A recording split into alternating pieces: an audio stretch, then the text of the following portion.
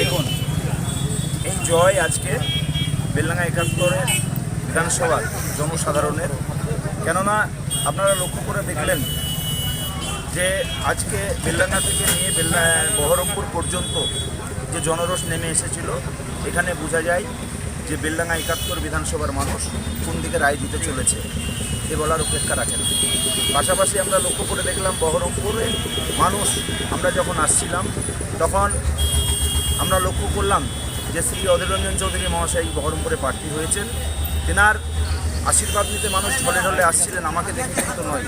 আমি আজকে শ্রী অধীর রঞ্জন চৌধুরী মহাশয়ের শ্রীধন্য প্রার্থী হিসেবে তেনারা, আমি যখন আসছিলাম হাতের চিহ্ন দেখে তেনারা রাস্তায় ছুটে আসছিলেন।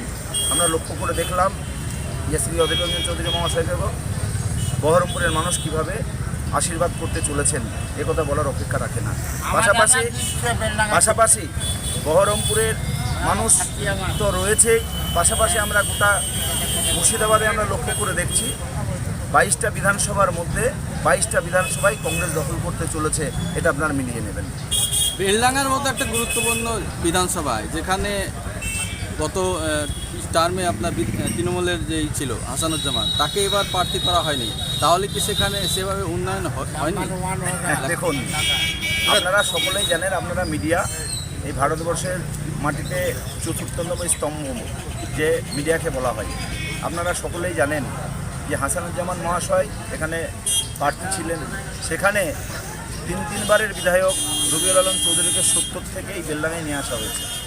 যদি আপনারা লক্ষ্য করুন, 70 জন বিধানসভায় যদি রবিউল আলম চৌধুরী উন্নয়নের কাজ করে থাকতো, তাহলে আজকে তাকে বেলডাঙ্গায় নিয়ে আসা দরকার ছিল না। এখানে ৭১-এর বিধানসভার মানুষ তাকে তার কারণে প্রত্যাখ্যান করছে। তিনি জানেন যে 70-এ যদি উন্নয়ন করে থাকতো তাহলে ৭১ আসতে হতো না।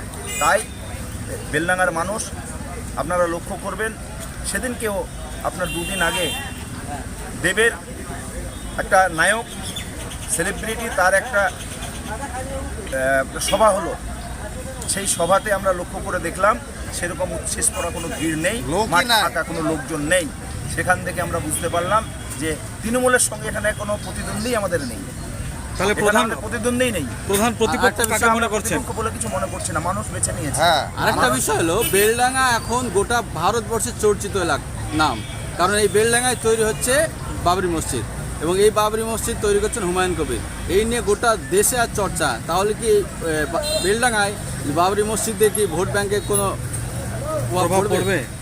না, বেলডাঙ্গাতে কোনো প্রভাব পড়বে না আমরা মনে করছি। দেখুন, এখানে একটা জিনিস আপনাদেরকে মনে রাখতে হবে, 16ই জানুয়ারি যখন উড়িষ্যায় একটা ছেলে নিহত হয়ে বাড়ি ফিরলেন, তখন 16ই জানুয়ারি মহেশপুর মোড়ে আপনার সেদিনকে সকাল থেকে ধর্ণা দিয়েছিল, শান্তিপূর্ণভাবে ধর্ণা হচ্ছিল, এবং রাস্তা 5-6 ঘন্টার জন্য অবরোধ হয়ে যায়। সেখানে আমরা লক্ষ্য করে দেখলাম নির্লজ্জ পুলিশ প্রশাসনের চুপটি। সেখানে আইসি সাহেব এবং এই মুর্শিদাবাদ জেলার এসপি এবং ডিএম সাহেব সেখানে ছুটে গেলেন। সেখানে সারাটা দিন থাকার পরে সেখানে সাধারণ মানুষকে এত উৎসাহ করলেন যে তারা এত আনন্দ উপভোগ করলো যে প্রতিশ্রুতি দিলেন আইডেন্টি কার্ড করে দেওয়া হবে, এবং পাশাপাশি যে মারা গেছেন তার বাড়িতে 10 লক্ষ টাকা দেওয়া হবে।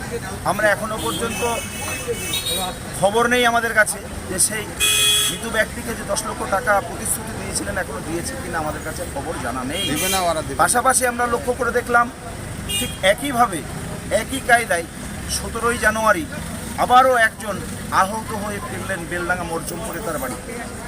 সেখানে আমরা লক্ষ্য করে দেখলাম আরও, যেহেতু পরপর 2 দিন এই বেলডাঙ্গার মতো জায়গাতে যারা বাইরে গিয়ে পরিযায়ী শ্রমিকের কাজ করে বারবার মার খাচ্ছে, মার খেয়ে ফিরে আসছে, সেখানে আমরা লক্ষ্য করে দেখলাম 17ই জানুয়ারি সেখানেও মানুষ আন্দোলন করলো। কারণ পাশাপাশি মহেশপুর এবং বড়ুয়া পাশাপাশি সেখানে আমরা লক্ষ্য করলাম প্রশাসন গিয়ে সেখানে লাঠি চার্জ করে তাদেরকে গ্রেপ্তার করলো, এবং পাশাপাশি আমরা এটাও লক্ষ্য করলাম যে সেখানে কোনো ভাঙচুর হয়নি, শান্তিপূর্ণভাবে তারা সেখানে আন্দোলন করছিল।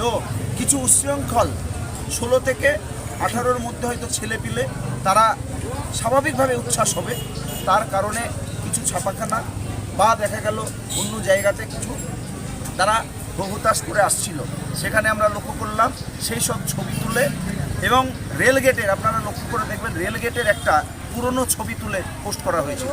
সেখান থেকে আজকে এনআইএ তদন্ত হচ্ছে এবং 31 জনকে গ্রেপ্তার প্রথমে করে পুলিশ, তারপরে আরও 5 জনকে তুলে দিয়ে এনআইএ তদন্ত হচ্ছে এবং পাশাপাশি লক্ষ্য করুন সেখানে এনআইএর মতো কোনো ব্যাপারই হয়নি। আপনারা মিডিয়া জানেন সকলেই এনআইএর মতো কোনো ব্যাপারই হয়নি। সেখানে আজকে 36 জনকে অ্যারেস্ট করার পরে বলে দিল যে হাইকোর্টে যেতে হবে।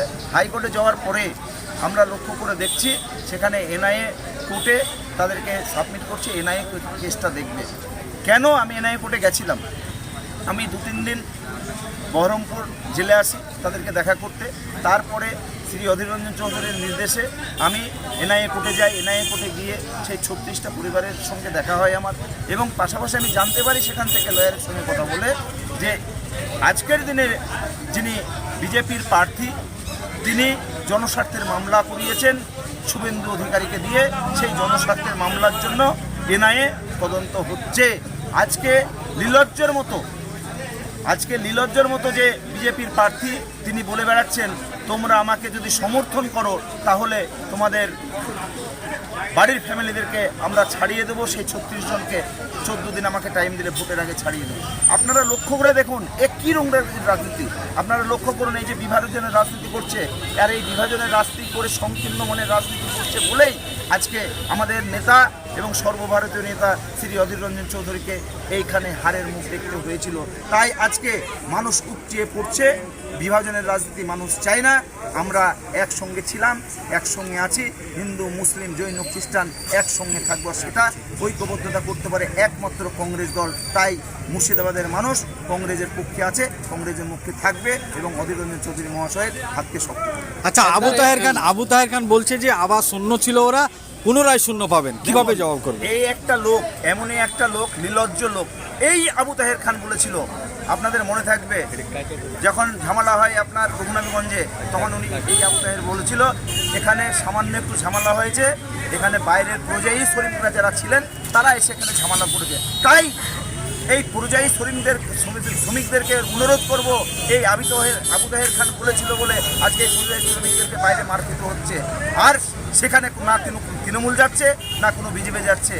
আমাদের নেতা শ্রী অধীর রঞ্জন চৌধুরী মহাশয় হেরে গেছে কিন্তু হারিয়ে যায়নি। আজকে আপনারা লক্ষ্য করে দেখবেন তিনি উড়িষ্যা গেছেন এই পরিযায়ী শ্রমিকদের আন্দোলন করে, তাহলে সেখানে গিয়ে পরিযায়ী শ্রমিকদের জন্য উড়িষ্যা যাওয়ার পরে সেখানকার মার কমেছে এবং তারা সেখানে সুস্থভাবে কাজ করছেন, এবং পাশাপাশি পানিপথে গেছিলেন আমাদের নেতা শ্রী অধীর রঞ্জন চৌধুরী মহাশয়। অথচ তারা শাসক দল এই ক্ষমতায় আছেন, বিজেপির সরকার কেন্দ্রে আছেন, তাদের পরিযায়ী শ্রমিকদের জন্য কোনো ভাষা নেই।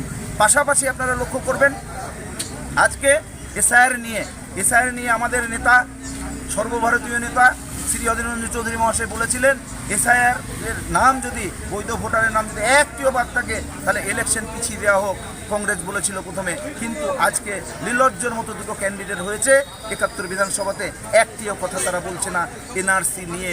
আমারও প্রশ্ন, যদি এনআরসি নিয়ে এখনও পর্যন্ত যে এনআরসি ধোঁয়াশায় থাকে তাহলে ইলেকশন পিছিয়ে দেওয়া হোক, এ প্রশ্ন আমরা করছি। কেননা আমরা মনে করি বিধানসভায় ইলেকশনে হোক এবং জেলা পরিষদ হোক এবং পঞ্চায়েত হোক, সেখানে আমাদের লক্ষ্য একটাই যে সবাই অংশগ্রহণ করার সুযোগ পাক। এটা একটা উৎসবভাবে আমরা ভারতবর্ষের মানুষ নেই, এ কথাই আমি। বেলডাঙ্গায় বাবরি মসজিদ বা বেলডাঙ্গার দাঁড়িয়ে বেলডাঙ্গাতে বাবরি মসজিদ হতো, অথচ হুমায়ুন কবির বেলডাঙ্গায় ভোটে না দাঁড়িয়ে রেজিনগর বা নওদায় দাঁড়ালেন, কি বলবেন? দেখুন, বেলডাঙ্গা মানুষের একটা আবেগের জায়গা। ধর্ম যদি বলেন, মন্দির মসজিদ মানুষের একটা আবেগের জায়গা। সেই আবেগের জায়গায় মন্দির যদি হয় তাহলে স্বাভাবিকভাবে হিন্দু সম্প্রদায়ের মানুষ সেখানে উপচিয়ে পড়বে, মসজিদ যদি হয় সেখানে মুসলিম সম্প্রদায়ের মানুষ উপচিয়ে পড়বে। এটা নিয়ে আমার বলার কিছু নেই, কারণ যদি যেখানে মন্দির হবে স্বাভাবিকভাবে আমাদের পূর্ণ সহযোগিতা থাকবে, মসজিদ যেখানে হবে সেখানেও আমাদের পূর্ণ সহযোগিতা থাকবে। আপনার নাম এবং পরিচয়? আমার নাম মোহাম্মদ শাহরুদ্দিন শেখ, 71 বিধানসভার ক্যান্ডিডেট কংগ্রেসের পক্ষ থেকে। Thank you.